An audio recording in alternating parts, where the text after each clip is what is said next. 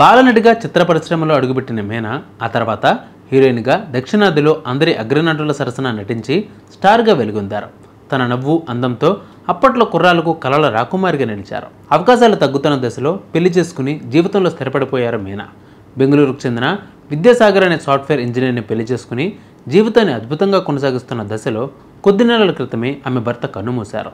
తనను ఎంతగానో ప్రేమించే భర్త మరణంతో మీనాను బాగా కృంగదీసింది.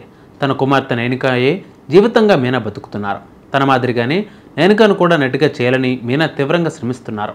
ఇప్పటికే ఇళయ దళపతి విజయ్ నటించిన తేరీలో ఆయనకు కుమార్తెగా ఓ చిన్నారి నటించి మెప్పించింది.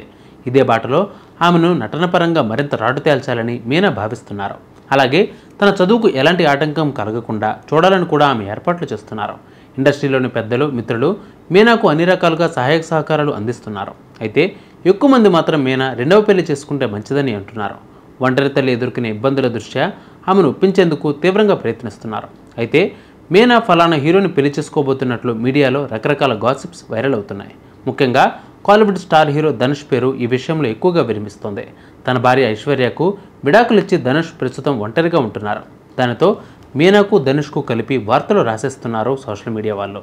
ఆ విషయంపై మీనా పలుమార్లు ఖండించిన ఆ పుకార్లకు చెక్ పడటం లేదు. తాజాగా సీనియర్ దర్శకుడు గీతాకృష్ణ మీనా రెండవ పెళ్లిపై కీలక వ్యాఖ్యలు చేశారు.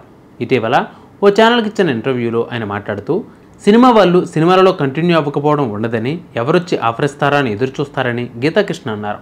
కంటిన్యూ చేస్తున్న సమయంలోనే పెళ్ళైంది. ఆమె భర్త అనుకోకుండా చనిపోయారని ఆవేదన వ్యక్తం చేశారు.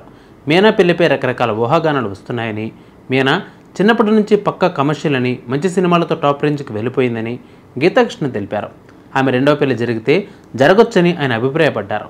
మీనా పెళ్లి తర్వాత బాగా బరువు పెరిగారని అంటున్నారని, కానీ వాణిశ్రీ వంటి వారు అద్భుతమైన క్యారెక్టర్లు చేశారని ఆయన చెప్పారు.